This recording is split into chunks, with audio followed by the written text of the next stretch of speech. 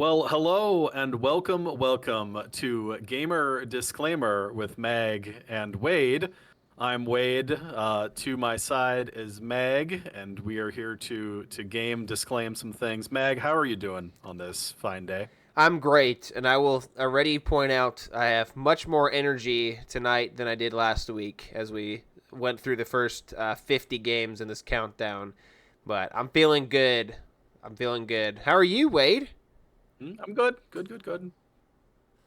Great. Ready to get after it here because yeah, last time around, it's fascinating that you say that you had low energy and yet you thought that we could get through another 50 last time and we did not have to delay it until a two-parter. Had to finish out the rest of the list on the back end. Yeah, but I'm used to just pushing through, but I'm glad we didn't because the first 50 were okay. These next 50 I think are going to be really fun to discuss. And yes, every episode has gotten longer. That will not be the trend. This one might be the longest, but our goal is to keep them not as I long, mean, but we're gonna keep it whatever. crispy, and I hope that afterwards. Well, I know that we've both come to the conclusion of at least one game that came out prior to 2002 that we can't believe isn't on this list at all, Not which even on is the whole list, which is dumb. But travesty. there's Wow. 25 JRPGs. Anyway, And a surprising amount of Sega Saturn games. yes. Wade and I are rocking our Nintendo 64 shirts tonight, except for mine's backwards or reversed because my camera's reversed. So, yeah, that's perfect. All right. Well, Wade, let's go into what have you been playing lately, and you can go first on what you've been playing Oh lately. goodness.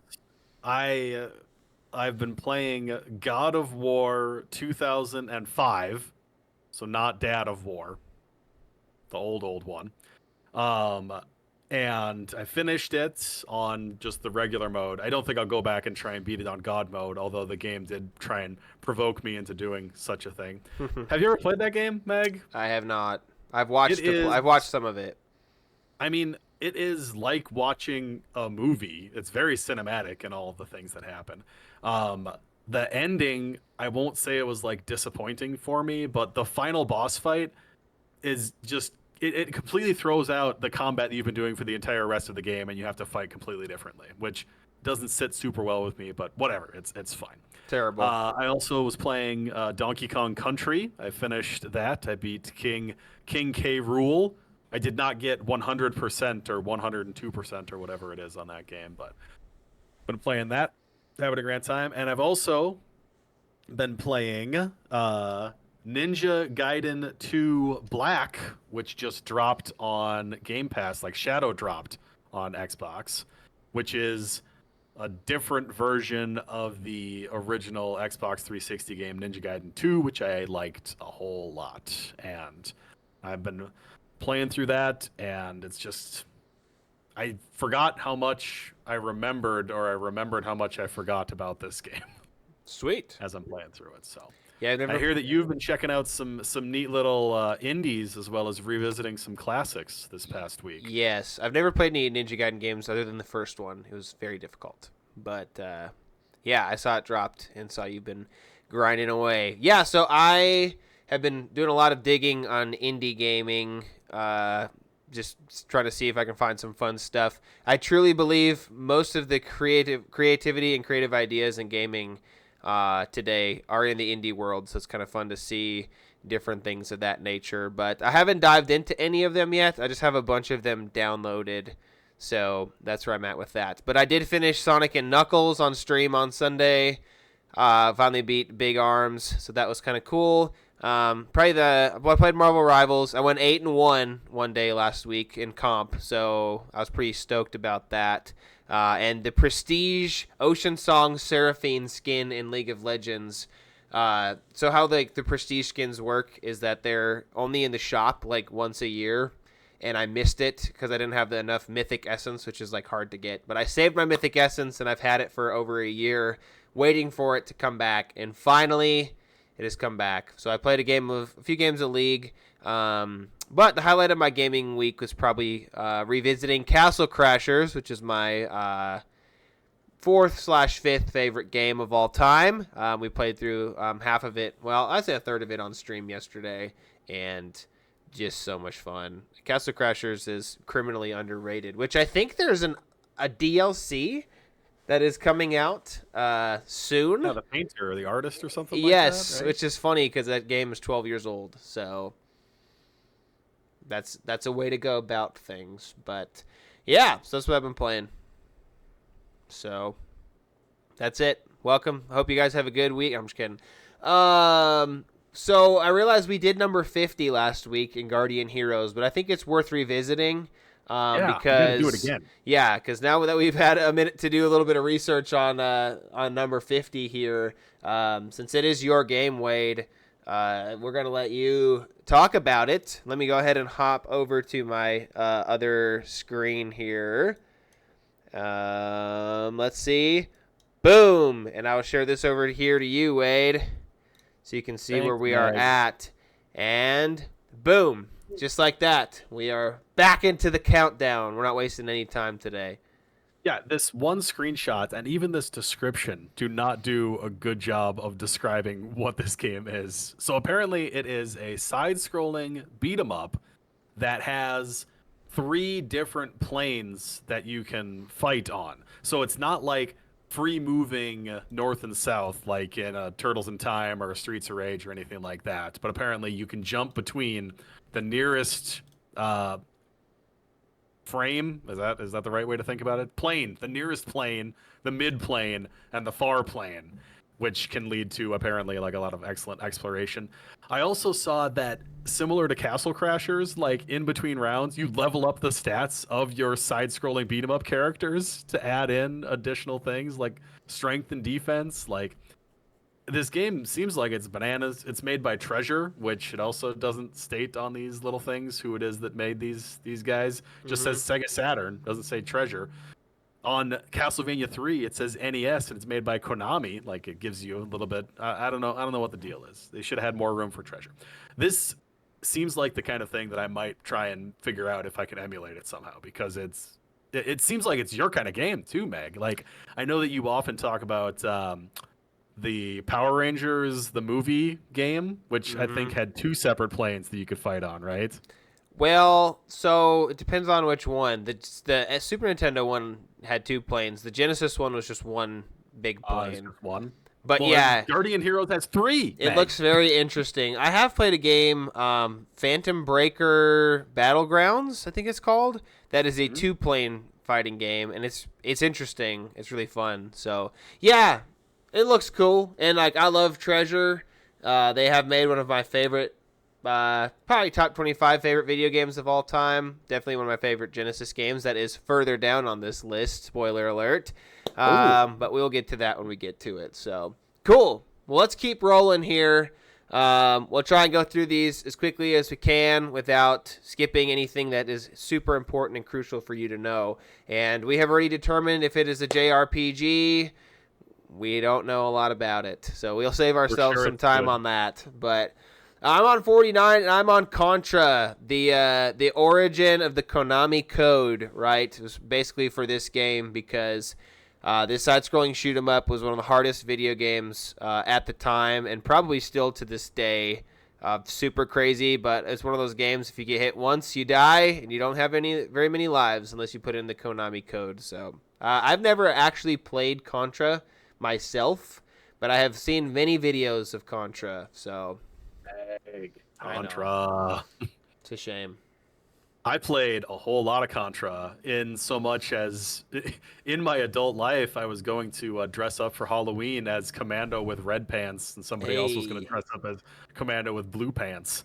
The best thing about Contra, I don't know if you want to call it, is that sometimes the worst enemy was your teammate that you were playing with, because there were some levels that were vertical. You were like jumping up cliffs and waterfalls and whatnot. And if you got too far ahead of your compatriot, then they would just die off the bottom of the screen. Fantastic. And lose one of those precious lives. But yeah, yes. Contra's a classic that hit that arcade energy in a home console release. It's real good. It's real fun. Excellent game. At number 48, we've got Paper Mario, and I know that we said that we don't play many JRPGs. I've played Paper Mario, and I also played a lot of Super Paper Mario on the Wii, which wasn't really in the same style, like it was kind of different, but I like Paper Mario as a sort of next iteration in the Super Mario RPG, and then post Paper Mario, they kind of fractured off into more mainline Paper Mario games, and then there was the Mario and Luigi games as well. So there's a lot of those Mario style RPGs. I think that people hold Thousand Year Door in super high regard. Just got a remake on the Switch as well, but at the time of 2002, this was their Super Paper. This was the Paper Mario, the Mario RPG that they were playing. So, Yeah, I actually own this game. I bought it as a collector's item to try to resell for more money. I have a very clean copy. I can't obviously show you guys because we don't have cameras on right now. But yeah, it's on my display case as one of my primo games. Very fun game. I'm not a huge fan of turn-based combat, but I like the action sequences within the turn-based fighting to make it a little bit more exciting and add a little bit more fun. So, yeah, they love the Sega Saturn. Too bad they didn't know this system was going to be a complete failure. But I have number 47, Panzer Dragoon 2 Zui. And I have no clue. This kind of looks like a rail shooter. yep, rail shooter. I can Rail help you on that. shooter style game. And I haven't played a lot of those, but rail shooters are cool. I'm sure at the time it was really innovative. And yeah, this looks like this dude's riding an animal and he's shooting a giant thing. So there you go. There was a Panzer Dragoon game that came out for the original Xbox that I don't know if it's as favorably remembered or if it would take the spot on a future list of, what this one was on the Sega Saturn. But yeah, I mean, of your on-rail shooters, I think that this was near the tippy top, that's for sure. At number 46, we've got Pokemon Gold, Silver, and Crystal, all occupying the same space. For years, I played Pokemon Blue, and then never another Pokemon game again until Pokemon Platinum.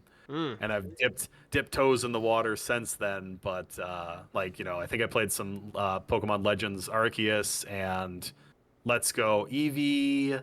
I haven't played Scarlet and Violet or any of those other ones like that. But I don't know if Red, Blue, and Yellow are higher up on this list or if we already passed them. But the fact that they did introduce, it felt like at the time they introduced just the right number of additional Pokemon into this game compared to the original bunch and some, different evolutions and whatnot. It was just a good game all around. That's for sure. Yeah, so I actually quit playing Pokemon, as I would say. Pokemon, you say Pokemon, so I don't know what's right. But I quit. I quit playing Pokemon after these two games. I have Gold and Silver. I don't have Crystal. Fun fact: the first shiny Pokemon, the Red Gyarados, was in Gold and Silver, which is exciting. And yeah, definitely an upgrade to the first game. Psychic was really overpowered in the first gen. And so these games added a little bit more, a few more types of Pokemon. And then, of course, like you said, they added an extra 100. And, yeah, I really enjoy Gold, Silver. I played a lot of it. And then what I would say is my biggest memories of playing this were doing the wireless linking. I forgot what it was called, but you'd put your Game Boys together, your Game Boy Colors together. And then you could do a thing, and it would you'd put them together, and then each of you would get an item. I forgot what it was called. But I remember doing that a lot with my neighbor friends. Yeah, the Game Boy Color had that little sensor on the top. That must have been how it operated, huh? Oh. Yep. So you do that, and you'd get an item. So moving on, 45, Phantasy Star Online version 2. So I don't know anything about JRPGs, but I do know that this game holds a very dear place in a lot of people's hearts. And it was one of the first, I would say first online video games. Maybe, I don't know. But it was on the Dreamcast, and it's in every Dreamcast list of one of the best games ever. So, of the Dreamcast. Dreamcast was internet ready out of the box. It had the port on it. You didn't have to like get anything extra to do anything with it. And yeah, I think that it was just them trying to step into. I don't know if World of Warcraft is on this list. You know that kind of game, those massively multiplayer online games. Sure. I think I played a little bit of the Fantasy Star that came out for the 360.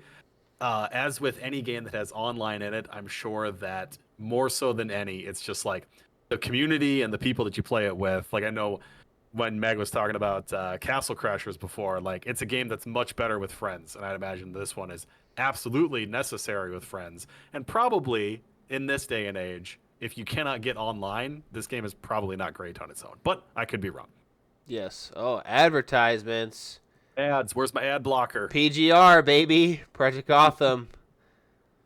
Oh, number 4, Super Mario Kart.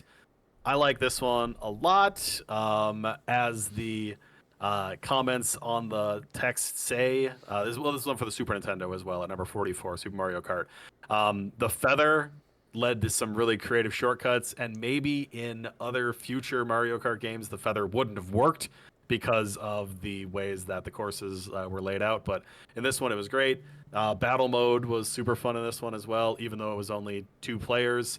And one other thing that I remember about Super Mario Kart is in the single player, there was always one other racer, depending on who you picked, of the roster of 8 that was like designated as your rival. Mm-hmm. And instead of just throwing normal items at you, they had like an unlimited supply of whatever item it is that they wanted to use. So I often raced as Toad, and my rival was Princess Peach, and she was constantly throwing mushrooms, which aren't even an item that you can get in this Mario Kart, that would shrink you down if you ran into them. Like they were like a banana peel. If you ran into them, you got small, like you got hit by lightning. Interesting. So I've not really played this at all. I for a long time thought that 64 was the first Mario Kart, but obviously I've since learned. I know we talked about before we hopped on here. I would say Super Nintendo is my least represented played console probably of all time, and so there's a lot of games on Super Nintendo that I've never played that are absolute classics. So yeah, cool game though. Kind of the beginning of a long-standing franchise for Nintendo. All the way up to Mario Kart 9 coming out on the Switch 2 here in a little bit. So, moving on, Final Fantasy Tactics for the PlayStation. And so, I don't know anything about this game other than I know it's more of a strategy style Final Fantasy per se than maybe the RPG-ish. But it says here it has one of the most convoluted, poorly written / translated storylines in the history of video games. So we still don't know what the plot's about. So that's always fun. Great storytelling when people have no clue what's going on. But yeah, do you have anything to say about this one, or do you know about it? I believe that cousin Chewy loves this game. He had it for the Game Boy Advance, the remastered version of it for that, and sunk countless hours into it. I'm sure it's like the different scenarios and making sure that you're optimizing it for every single situation. But I've always was of the tactical things, the only one that I ever really sunk my teeth into was Advance Wars, which I think we talked about a little bit in the last episode. So didn't go much into the Final Fantasy Tactics.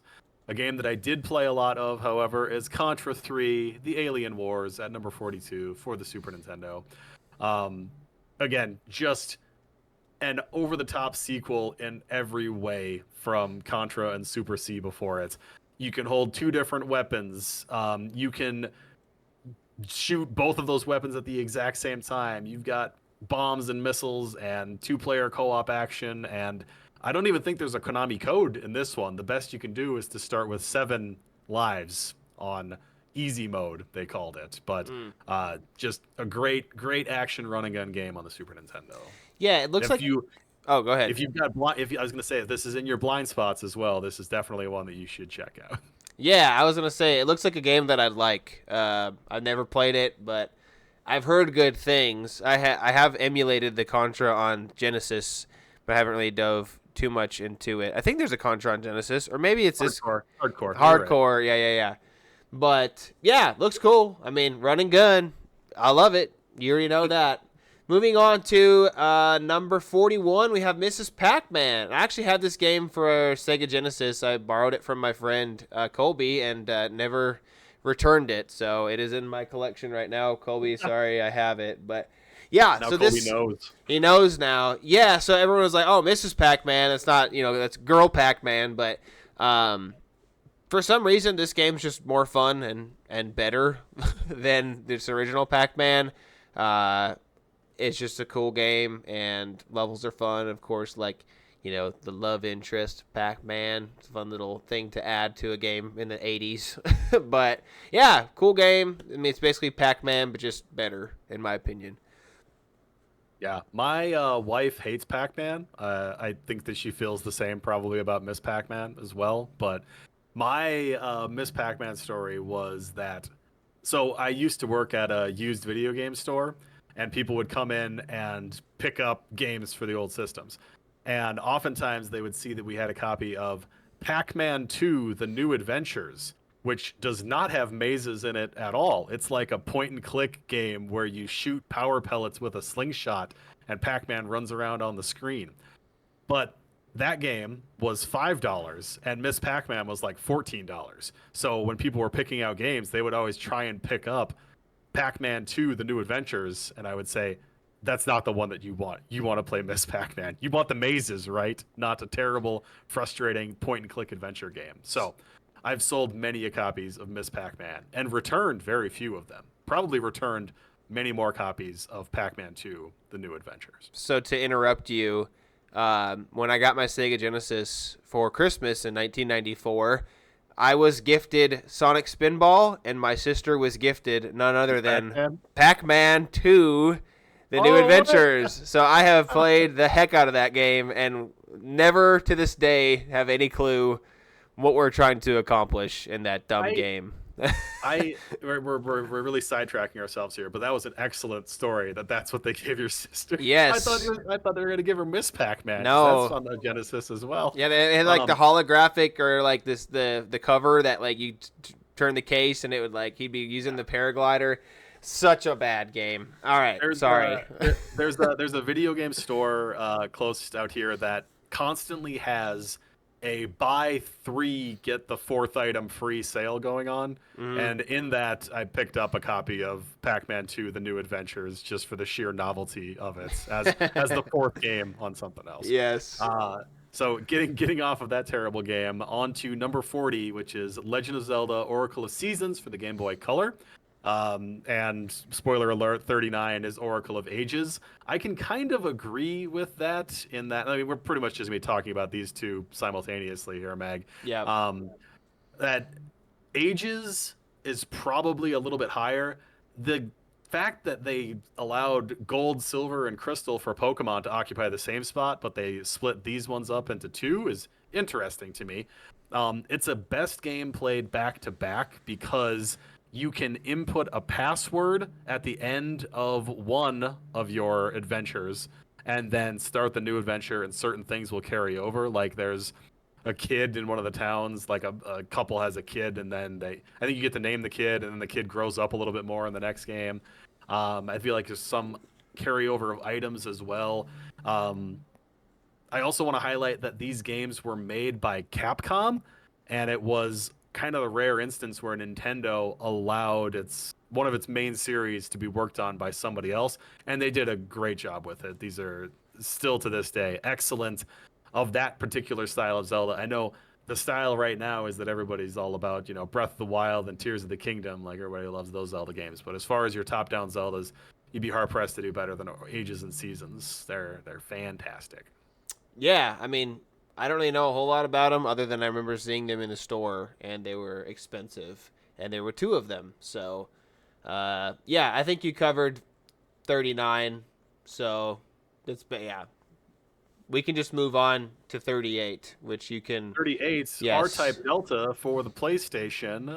It's a side-scrolling shooter. R-Type's just a great series that I personally do not have a lot of exposure to. The article here seems to highlight the power-up system and epic boss fights. And I remember that's always a thing with side-scrolling shooters is that you start out with like basically nothing, and then you get weapon upgrades as you go. But if you die, you're back to basically nothing again. So having excellent power-ups, maybe in this one it's like you start with like one step down for the power-up if you lose versus going all the way back to zero. Not really sure, but yeah. R-Type Delta. What you Yeah, got, Mag? we had an R-Type earlier, so this must just be a better version of that. So, Higher on the list, it must be better. yep. Great. Moving on to 37, Resident Evil Code Veronica X. I've not played this game. I've seen it on many things, and I've always wondered what it was all about. So it looks like it's a continuation of the Resident Evil 1 and 2. I'm not sure if it's the third or fourth or fifth game in the series. It's the fourth, technically. Okay. Yeah, it looks like it was on PS2 and on Dreamcast. So, yeah, Resident Evil, classic franchise. Not surprised to see it up here high in the 30s. Yeah, the only Resident Evil game that I've sunk any amount of time into is 4, and it wasn't out when they made this list. So There you go. Oh, advertisement. What game is that for? Resident Evil 4. Doesn't even say. It just says wounds will heal. Okay. All right. Well, I mean, that's great. I feel better about life. I'm so happy. At number 36, we've got Chrono Cross on the PlayStation. I'm pretty sure we haven't gotten to Chrono Trigger yet, right? It must be higher up on the list. Probably. Probably, yeah. I have not spent a lot of time in it because I still haven't played Chrono Trigger. Don't hate me. I'm not that terrible. I have a copy of it for the Nintendo DS, and I would like to check it out. But RPGs, man, it's just tough to commit when I know that it's going to be such a long experience to commit that much time to it. It's rough for me. So. Yeah, I've always wondered what the difference is between Chrono Trigger and Chrono Cross. I just know Trigger's higher on a lot of lists, but this one But also. sequel. Yeah, I mean, cool. It's a JRPG. They take a lot of time, and it must be great if it's 36. Speaking of great, Castlevania Circle of the Moon, Game Boy Advance in 2001 is number 35. And I feel like these style of games, like when everything went to 3D and with the N64, the Dreamcast, PS1, and things like that, these style of side-scrolling Metroidvania, whatever games are perfect for Game Boy. And so Game Boy Advance, kind of like the pinnacle of the Game Boys before the DS went into crazy mode. So I don't know if this is a port or if this is a custom-made version for Game Boy, but Castlevania, I can help you out there, Meg. a lot of good stuff. So yeah, help me out, Wade. So this was a Game Boy Advance launch title. Okay. It is a wholly unique game, Castlevania Circle of the Moon. It kicked off a golden era of Castlevania games on handheld systems because there was 2 more on the Game Boy Advance and 3 of them on the Nintendo DS that were all just side-scrolling, very Symphony of the Night in structure. I believe there's a bit of recency bias in this list because, again, it came out in 2002. There have been a number of better games. I think the Circle of the Moon is not looked on nearly as favorably as a lot of the other Game Boy Advance games that came after it. I don't know if they'd be that high on this list. One problem with this game being on a handheld system is that it was really dark and it was difficult to see a lot of things. And this was before they had the Game Boy Advance SP that had the backlit screen, so there was a lot of things that were difficult to see. Get your worm lights out. Yeah. When we worked at Domino's and were delivering pizza, Meg. Yes. Is this the game? This is the game. Okay, Yeah. this is the game. Yeah. We had what is it, like a Dropbox is what it was. So when we were delivering, we were never taking more than $20 out the door with us. So when we came back with cash from a run, we'd drop our cash into a box, and all of the boxes you had a specific thing, an item that would mark what yours was, and mine was a copy of Castlevania Circle of the Moon I for the didn't know Game Boy that. Advance. I knew it was a Castlevania game. Yeah. Was Awesome. yours a little race car, Meg? I think so. I don't remember. Probably. Okay. Very good. Next up at number 34, it was Jake Paul's Punch Out over Yes. here. Just kidding. It's Mike Tyson's Punch Out. which is the exact same game technically as Punch-Out, which comes out later on NES, where after they lost the license to feature Mike Tyson in the games, they just released it as Punch-Out. And the final boss, instead of Mike Tyson, is just Mr. Dream, but he fights exactly the same as Mike Tyson. I've gone on record before as saying that this is like a rhythm game more than it is a fighting game, because it's just, reacting to the things that the fighter is doing and, blocking at the times and dodging and going with your counterattacks and whatnot. There's a lot of speedrunners that will play this game blindfolded, which is crazy. Or even there's just a lot of excellent resources out there. Meg, I don't know if you've ever seen Summoning Salts, any of his speedrunning videos before, but he does an excellent retrospective on the history of Mike Tyson Punch-Out speedrun records for how fast you can take down each fighter. Interesting. Yeah, I absolutely love this game. My friend Colby had it on his NES, and we never beat it. We had a hard time getting past Piston Honda the second time, and so did Popinski. But yeah, I love this game. I love the song when you're fighting. Music's great, and I just have a lot of good memories of this game. So I'm happy to see it. How do you feel about Doc and his pink hoodie? Or no, backwards the pink hoodie. It's Doc's all on bike. it's all great. It's all great. I love everything about this game. All right, let's move on to Saturn Bomberman. So I'm not super familiar with the Bomberman series, other than I have Bomberman 93 on the TurboGrafx, and I had it on the Virtual Console. And my friends and I would play the heck out of that game. And so this looks like a visually upgraded version of that game, but essentially the same core gameplay of you get your bombs, you get power-ups after blowing stuff up to make your bombs do different things. If you get the boot, you can kick your bomb, and I'm sure there's other things. But yeah, up to 10 players. We would play up to 6, and it was just a lot of fun. So it's just chaos. It's a really fun time. So it looks awesome. Oh yeah, Bomberman, classic party game. Just here's a controller, play a Bomberman. And I think in a lot of Bombermans, even if you lose, then you get to be on the perimeter of the map and get to throw bombs at the players that are still in. Oh, that might only be in certain versions if you don't remember it. No, it's not 93. But Gotcha. All right, at number 32, we've got NCAA Football 2002.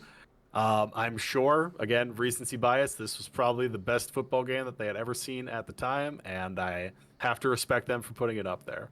Hit us with number 31, Mag. Yeah, so what I'll say about I have NCAA 03, which is the game that spawned my love for the Florida Gators, because I liked their color scheme and they were ranked high.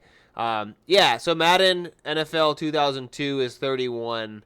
I'm assuming this is the first set of football games on the next-gen consoles, and so probably at the time, compared to what things had been in the past, these games were mind-blowing. Or EGM had a deal with EA and promised them some good real estate on this countdown for some favors. I mean, people love Madden. People really love the NCAA games now that they're finally back, So, this was probably the best of the best at the time. Yeah, probably. Number 30 on the Dreamcast is Street Fighter 3 Third Strike. I believe that Street Fighter 2 Turbo is higher up on the list, but people like Third Strike as well. Fighting games, there was a big revolution back in the arcades back in the day, and transferring to the home consoles was a bit of a rough transition for some of them, but Street Fighters always found their way. Yeah, I think I said earlier in last episode, Sakura is my favorite character, or favorite song. That song was on this game, Third Strike, because it's the third one. So I misquoted that. But yeah, I haven't played it, but I'm sure it's cool. I'm not sure if this is the game where the infamous parrying thing happened. That Street Fighter. Yeah, where they parried Chun-Li's. Yes. 1,000 kicks. I don't know if it was on this game. I think it was on this game, or maybe a different one, but who knows? Don't at me. All right, moving on to 29, Super Mario Bros. 2. Interesting. All-Stars Edition. So original, it's on the NES. Then on All-Stars, they kind of re-graphicsed it to make it look better. So everybody knows, if you're at all a video game fan, that Super Mario Bros. 2 was actually Lost Levels and never released in America initially until later on. But that they took whatever it was called, was a Doki Doki Panic, and they reskinned it as Mario. And so I don't know if there's a weirder sequel or trio of games. Like, Mario Bros. Is so unique, and then this game is just a complete change of pace from that, obviously, because of what we talked about. And then 3 kind of goes back to the roots of 1, but I've never really sunk my teeth into 2. I've never played beyond the first 2 or 3 levels, but I don't know. Do you have I'm sure you've played it a little bit more probably than I have. Oh yeah, I've beaten this game. It's fun. I think that it's interesting that we had Mario, and then the sequel that wasn't really of Mario 2, and then The Legend of Zelda and The Adventures of Link, which also were just like not traditional sequels at all. Like, Nintendo apparently early on didn't really know how to sequel, in that they just went in completely different directions with the second installment of 2 of their most popular franchises.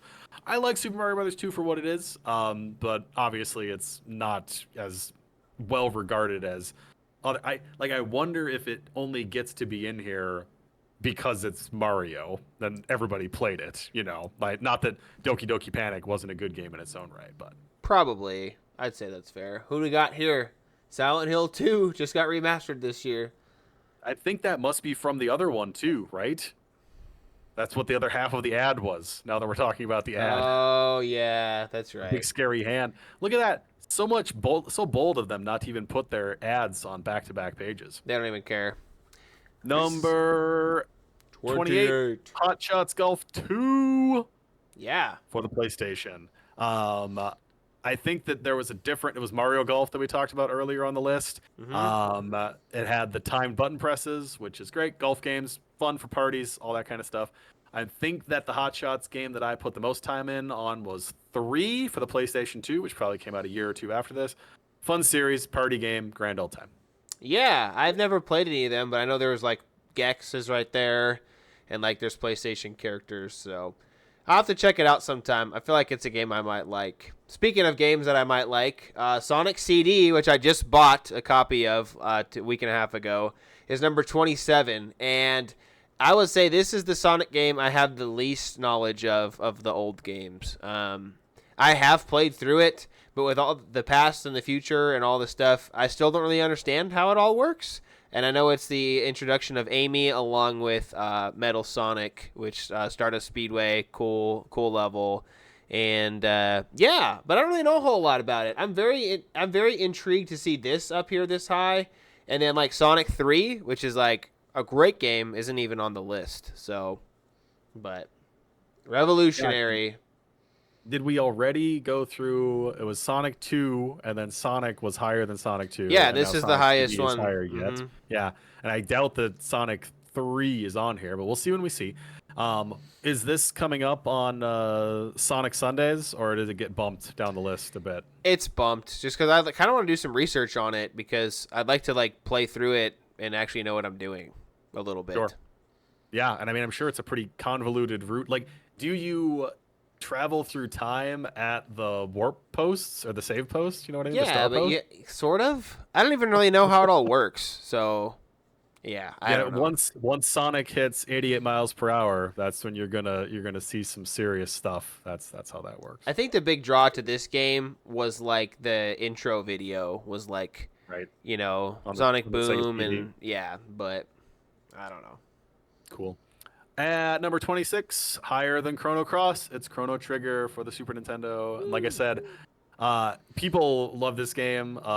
There's the one thing I'll say about this that I have not played is that people go crazy for Frog's theme. Apparently, Frog's theme is the bomb.com.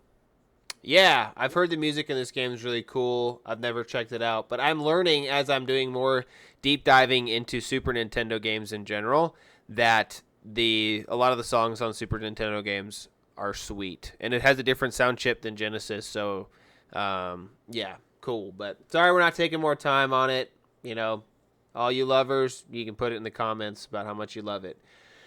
Number 25, the OG Legend of Zelda for the Nintendo Entertainment System. So it's funny to see in a lot of the indie videos that I'm watching, there's a lot of games that are in the indie space that are compared to, Legend of Zelda, like in the terms of top-down exploration, dungeon style.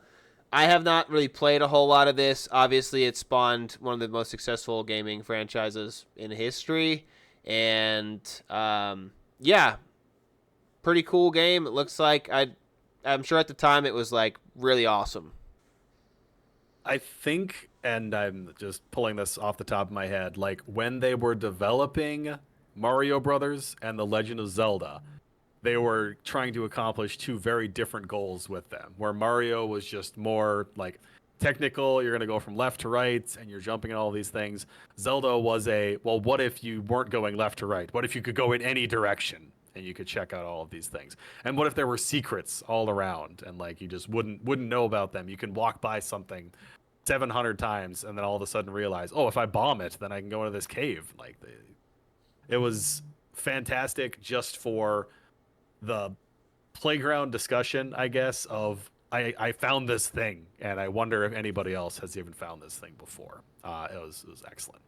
At number 24 is Super Castlevania 4. Which is I think it's one of those where it's basically just a retelling of the original Castlevania again. But you can whip in like every single direction versus just being able to whip straight ahead. Your sprite is really big, like you're a pretty big character compared to the other ones. It's an excellent game. I haven't sunk a tremendous amount of time into it, although I was telling Meg before we hopped on here, I'm a sucker for the Konami collections that they put out. So I do have the Castlevania collection. I've been meaning to get to this one, but I'm hung up on Simon's Quest, which is not Castlevania, which is Castlevania 2. It's not on this list, I don't think, because it's a bad game. But I'm trying to beat him in order, so I got to get through that before I can sink my teeth into Castlevania 4. I just love the marketing in the old days. This is not Castlevania, it's Super Castlevania. Super. Yes, but I haven't played any of the Castlevania games ever, so there's that fun fact. So maybe I'm not qualified to review games. But a game that I am very qualified to review, one of my favorite run and gun video games of all time. I love this game, Gunstar Heroes on the Genesis, number 23. I don't own a physical copy of this game because they are super expensive. But this game was so cool. It was just awesome. And our song of the week is actually going to come from this game, which is my favorite level. We'll get into it later. But this game was so cool because you would have like two guns, and then you could combine the two different two different things. There was like homing, laser, fire, and then one other one. There's 4 different guns, and so just chaos on screen, madness, just stuff blowing up constantly. And just so much fun. It's 2-player, and so you could play with your friends. And I remember my friend Caleb rented this game. It was the first time I ever played it. It was at his house, and I was like absolutely in love with this game, and I still love it to this day. It's amazing. Yeah, I have not spent a lot of time with this game. I actually had I think it was like a garage sale where I got a Genesis and a copy of Gunstar Heroes. So apparently it was the only game that they had.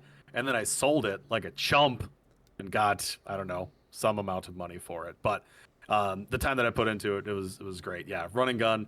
I probably have a softer spot for Contra, like I was talking about, but on the Genesis, this was your Contra-like, I imagine.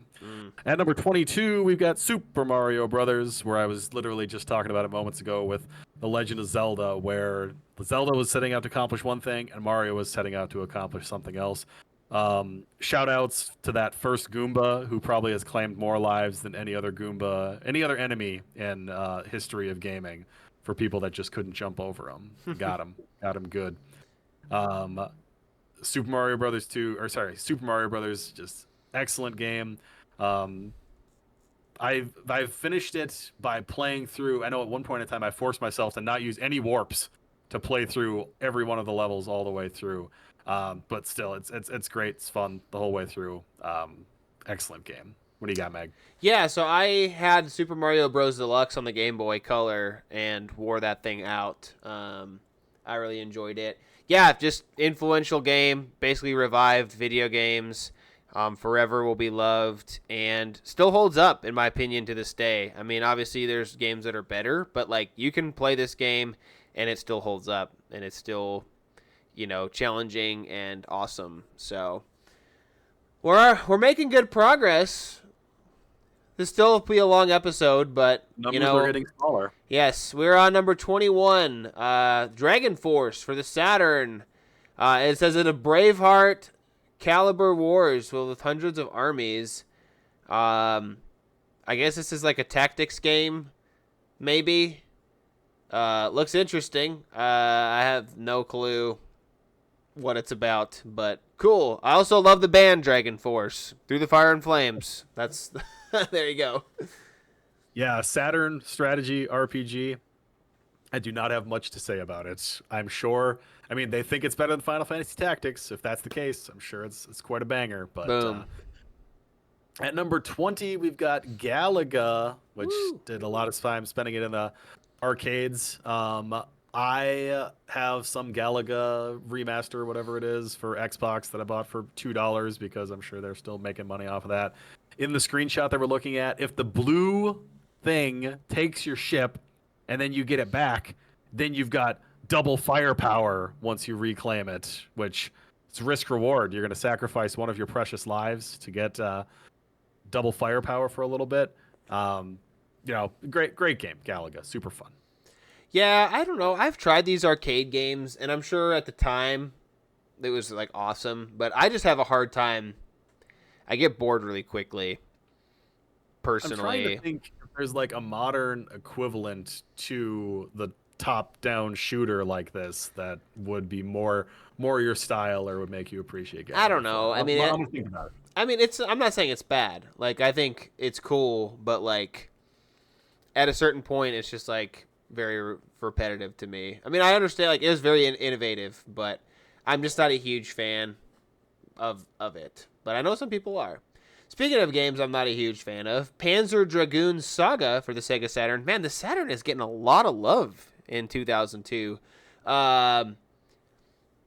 Just another Panzer Dragoon game. That's all I got. I don't know. Like, it says it's a great game. Yeah, we'll have to see if it's the highest rated Saturn game on here. Maybe we're finally done with Saturn now that we're getting into the teens. Yeah, Sonic Adventure's not even on here. Like, whatever. Okay, whatever. Sonic Adventure, was that a launch game for the Dreamcast? Yes. All right. Yes. You might have some biasy for that one. I don't think that one's as fondly remembered as you seem to think that it is. Wow. They're putting every Saturn game. Whatever. All right. Continue, Number Wade. 18 is Pokemon Puzzle League. I am bad at this game, so I don't like it, but people love it if you're good at puzzle games. What you got, Meg? I've never played it. I'm surprised it's this high. Like, So it's just Tetris Attack is basically why. I think yeah. that people love these puzzle games that have the competitive element to them where you play against somebody else at the same time. I think that there was a Puyo Puyo game that was pretty high on this list as well. Well, Mean Bean was on there and Puyo Puyo, but Same game, Puyo Puyo, yeah. 18 is... All right. It's probably the highest rated puzzle game unless we count actual Tetris, which I think is coming up as well. Yes, probably. I would count. I mean, yeah. So, 17 is Tony Hawk Pro Skater 2 for the PlayStation, and I believe it was on the N64? PlayStation, N64, and Dreamcast. I played the heck out of the first one. I did not play a whole lot of this one, but I do know that this is regarded as the best Tony Hawk Pro Skater game. It's very good. I played it on PC, actually, meaning that I had one hand on the arrow keys and then the other hand was on the number pad, and that's how you did the tricks and whatnot. Surprised that I don't have more carpal tunnel coming down to it from all those things. But yeah, Tony Hawk Pro Skater 2, excellent. I actually probably sunk the most time into 2X on the Xbox, which was a mashup of 1 and 2. If we're talking about Super Nintendo blind spots, Meg, at number 16, Super Mario World 2 Yoshi's Island is an excellent game. It has a colorful art style that's going to stand up throughout all time.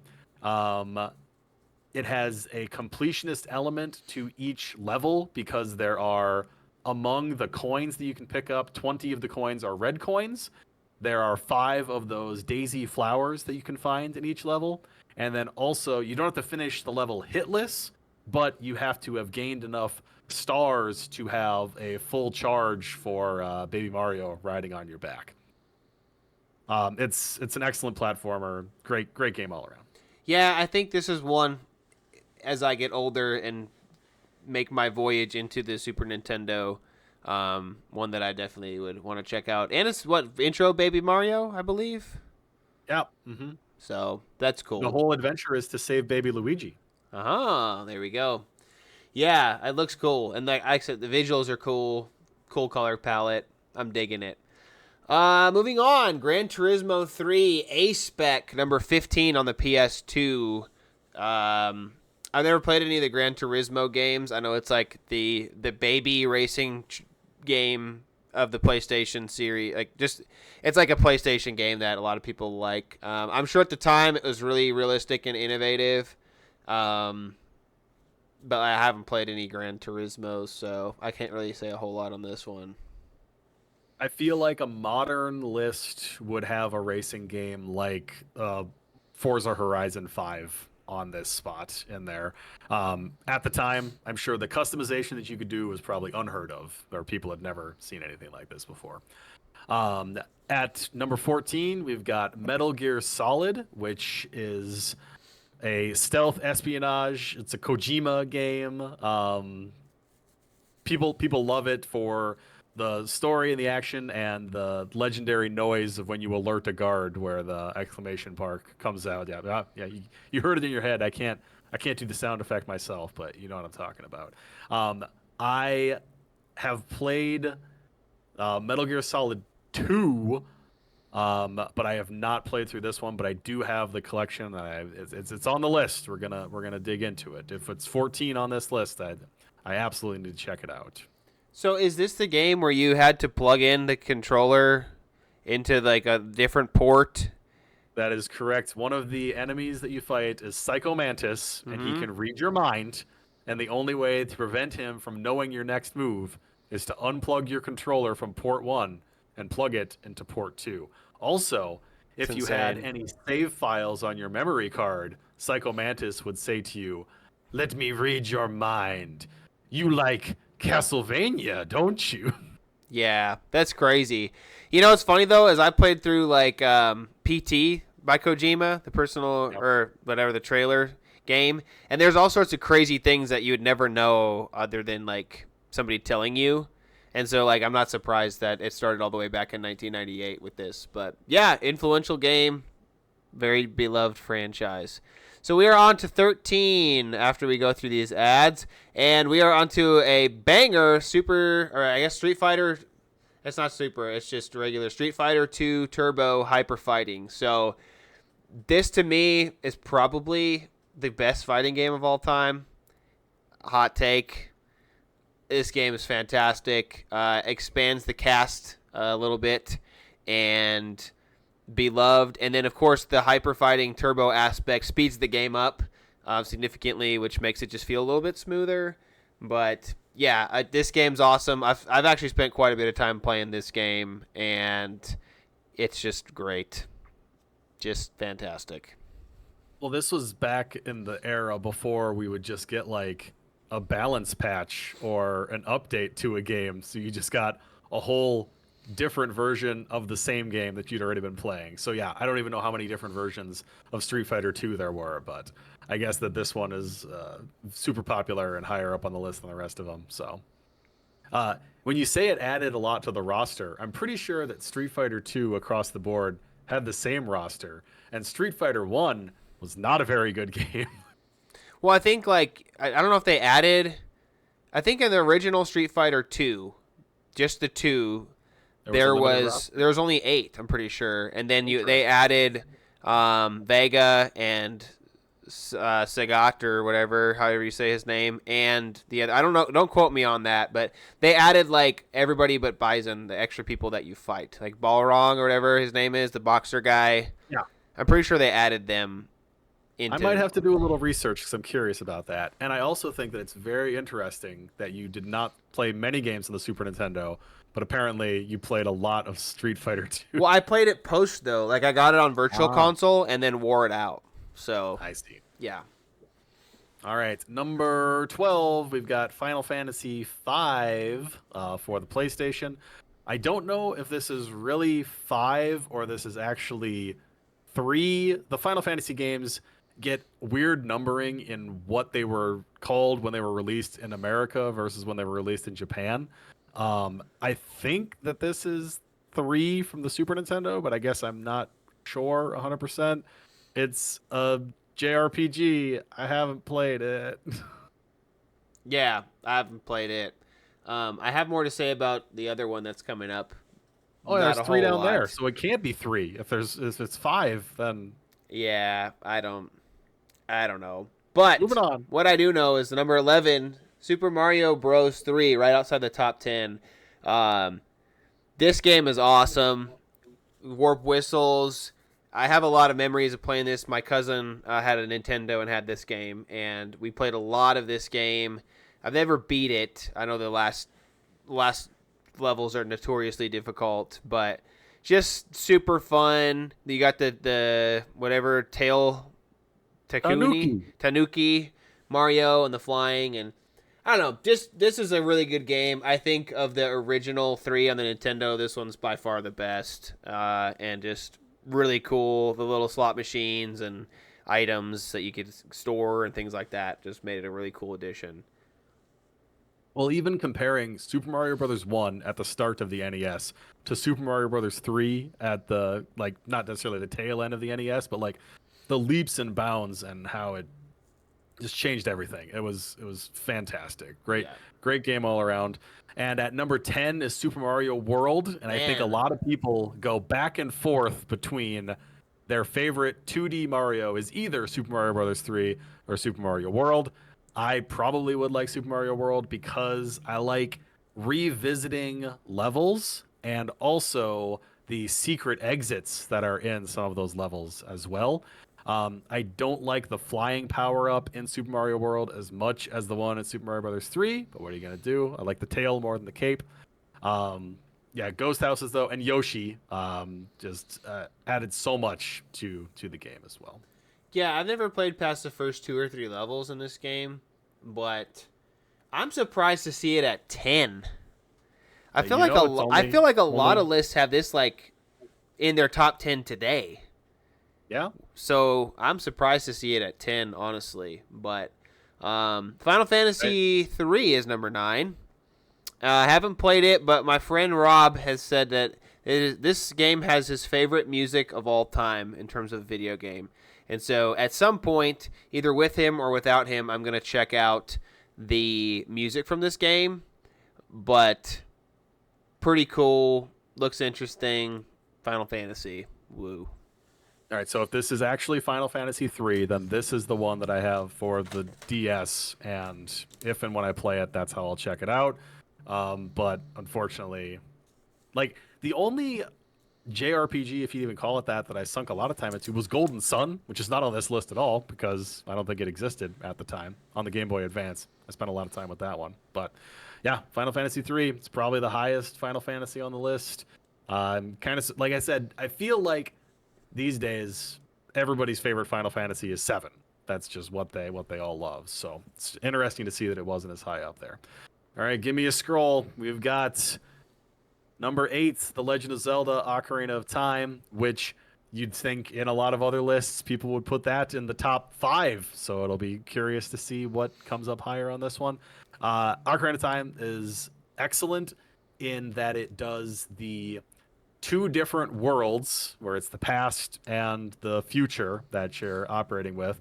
Although you always have to go back to the Temple of Time that's pictured to go back and forth between those 2 areas. It did revolutionize, Zelda fighting in a 3D space with Z targeting. The storytelling that it did in this game was also fantastic.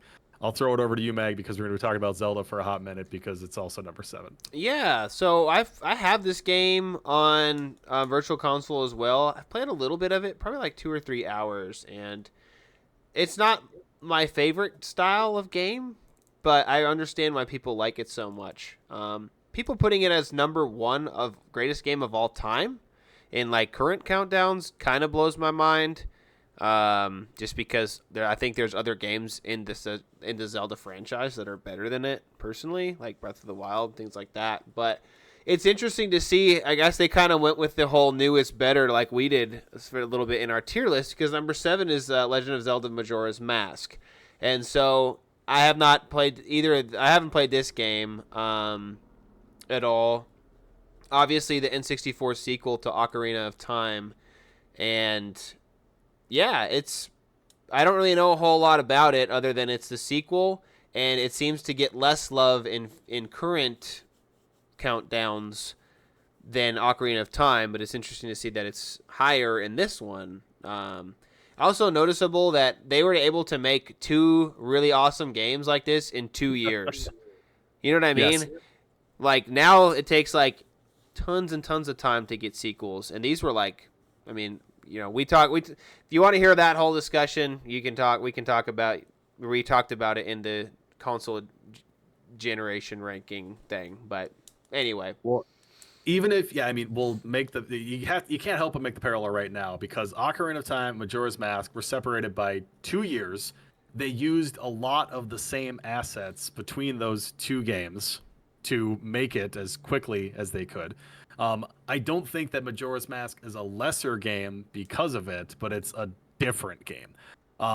Between Breath of the Wild and Tears of the Kingdom, there is a lot of the same overworld that they used as well, but that was like 6 or 7 years, I think, in between those 2 games, wasn't it? Or I don't know, time. How does time all work out? Doesn't matter. I don't know if I would put Majora's Mask above Ocarina of Time, but again, this list was made in 2002. Majora's Mask came out in 2000. Ocarina of Time came out in 98.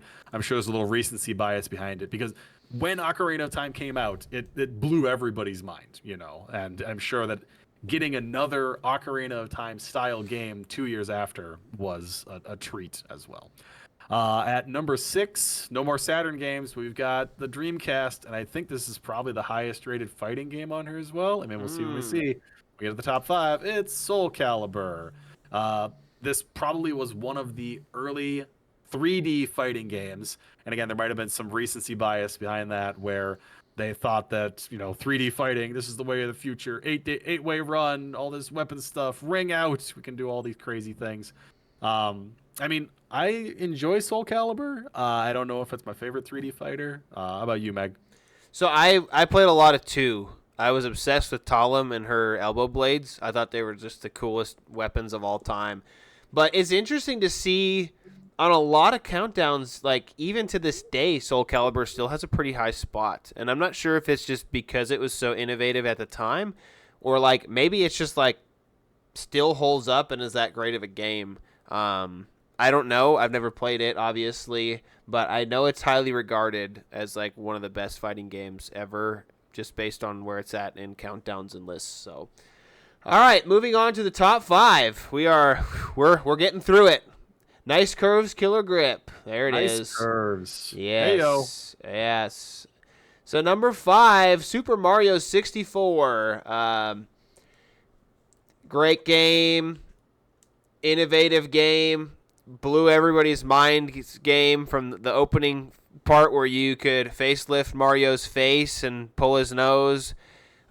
Music in this game is fantastic, and I don't know. This game, I think, like you said, Ocarina of Time like blew everyone's minds, but like this game, I mean, in '96 as like I don't know, I think it was a launch title, maybe. Yes, it was the back-end. But, like, man, this game was awesome. Just endless things to do. Every world.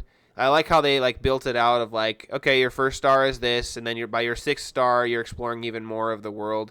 You know, like, I don't believe in perfect games. I think this is pretty close to it, and just how much of a change it was from where we were at with the Super Nintendo and the Sega Genesis to launch titling this game out was probably just like absolutely blowing people's minds. I'm thrown aback by the fact that the article here starts by saying it may be 5 years old. Like, oh, this game came out 5 years ago. It's old already. I don't know. Like, 3D platformers just didn't get it right. And I mean, you still fight with the camera a bit in Super Mario 64, but the movement just works. It's in the start of Super Mario 64, they just put you outside in a field in the courtyard of the castle. And you could just run around out there for hours and have a great time moving Mario around, doing all kinds of stuff. I have to do my quick demonstration, Mag. Can you guess what it is that I'm doing right now? I know I'm tiny. Here, what am I doing? You are looking up. I'm playing Super Mario 64 at a kiosk at the electronics department of my local department store. Yes. For hours and hours until my parents come and tap me on the shoulder and say, "All right, we're getting out of here." Yes. Yeah. Fantastic. Good game. Worth the spot, I think. Oh yeah. At number 4, I mean they're all worth the spot up here at the top. There's no doubt about it. At number 4, Castlevania Symphony of the Night. It's interesting that even back then they knew that this game was significant, I guess, because when this game initially came out, I don't think that it was super favorable on PlayStation because everybody wanted to play PlayStation games that were more, 3D graphics and all kinds of stuff. And this was, 2D, the same type of game that you had been playing on older systems, but it just took things to a whole new level with all the different weapons that you could equip and the exploration that you had available to you as well. Yeah, I think the idea of Metroidvania still being as popular as they are, obviously the second half of that is Vania in terms of Castlevania. Yeah, I haven't played, like I said, I haven't played any of these, but I've seen this on many countdowns. And it's cool to see a game that, like you said, was released on a newer system, but was like older school style. Like having this much respect and being liked as much. So, yeah. Number 3, The Legend of Zelda: A Link to the Past on the Super NES.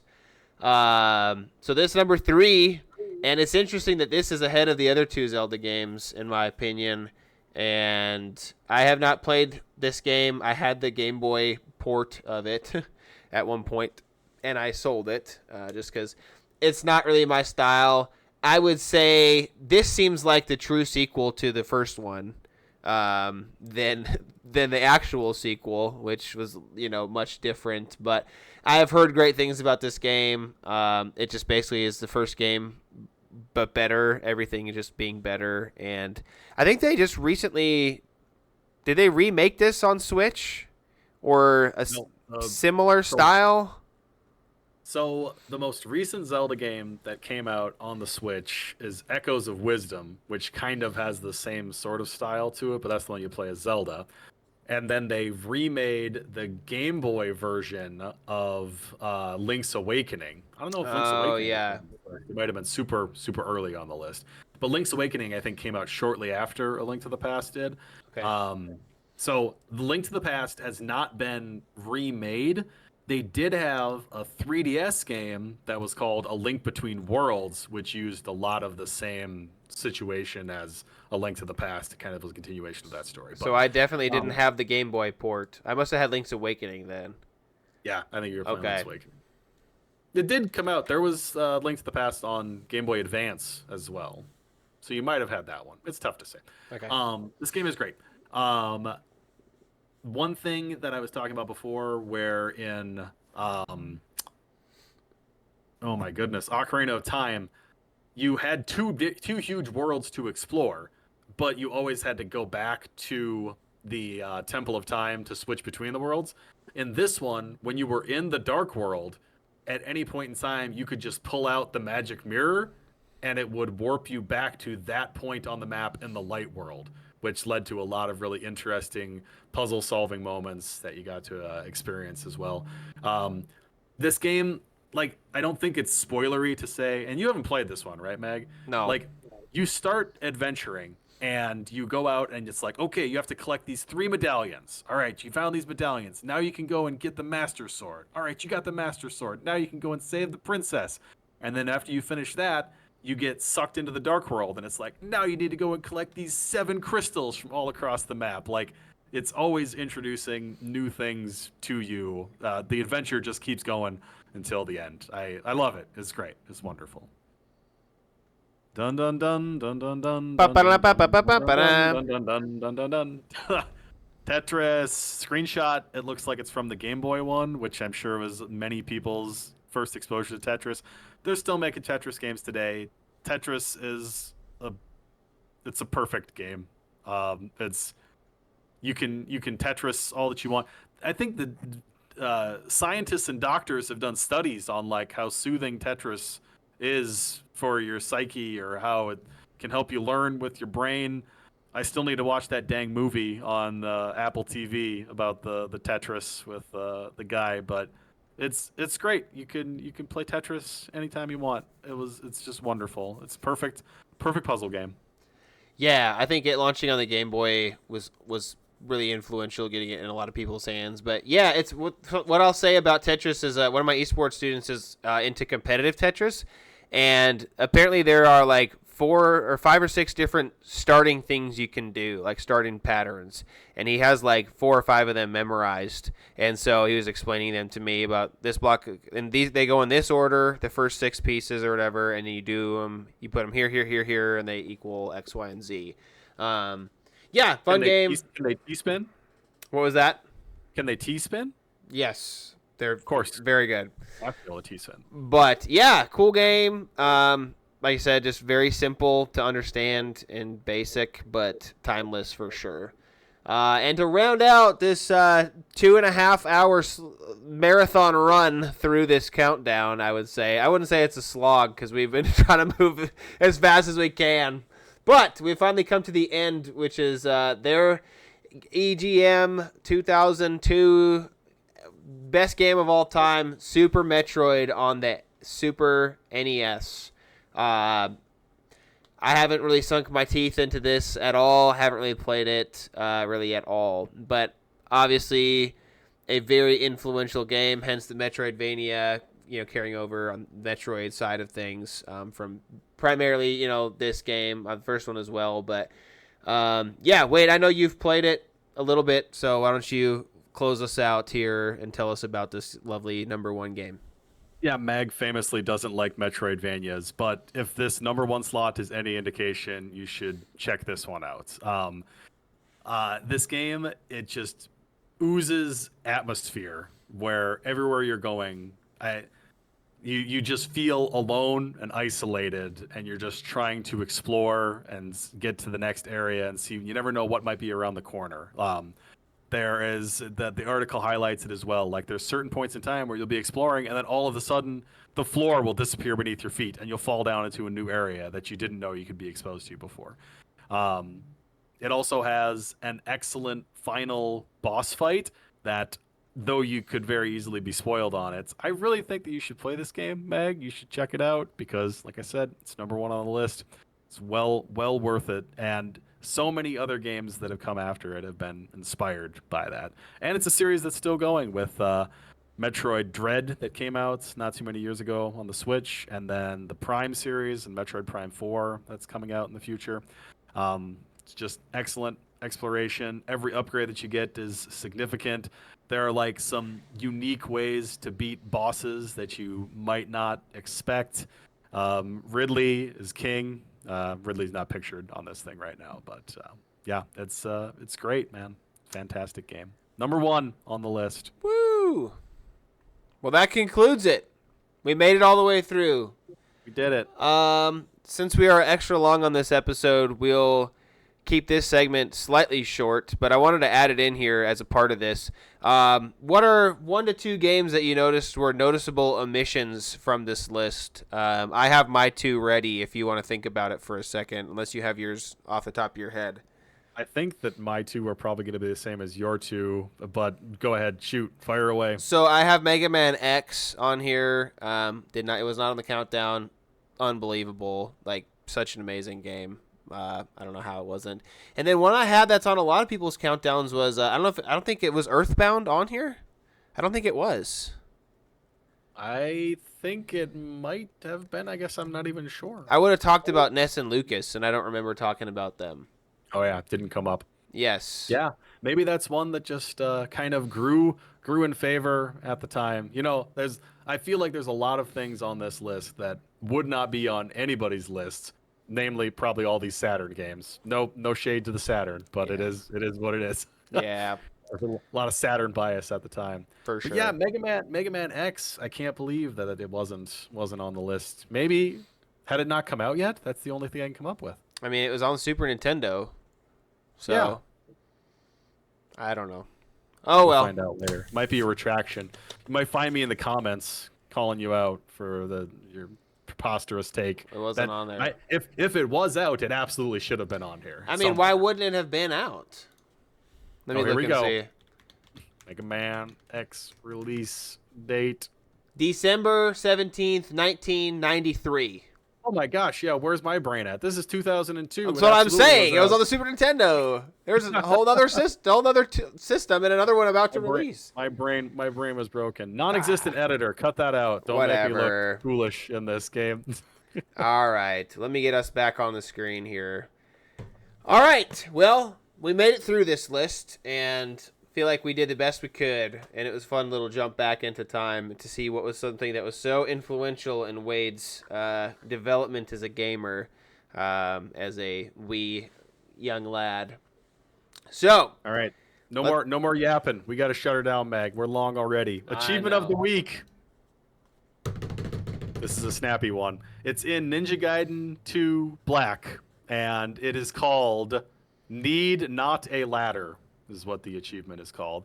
And it's for obtaining the scroll of the flying bird technique and performing the technique. So one thing you can do in Ninja Gaiden, if there's ever like a shaft, you can jump up onto one wall and then go hua hua hua hua hua hua hua, and elevate yourself. You can ascend as you go through that wow. because you don't need a ladder. You need not the ladder. You need not? You do the flying bird technique. Cool.